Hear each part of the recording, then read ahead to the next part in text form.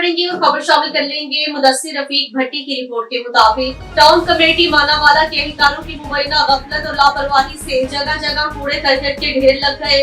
मुलाजमीन duty देने की बजाय घरों में बैठे तनख्वाहें वसूल करने लगे। शहर कचरा कुंडी का मंजर पेश करने लगा। शहरियों का जीना मुहाल।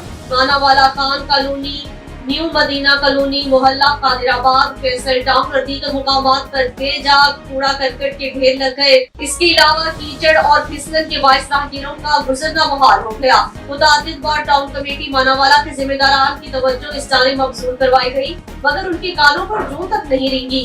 शहरियों ने डीसी शेखुपुरा से नोटिस लेने का मुतालबा किया है।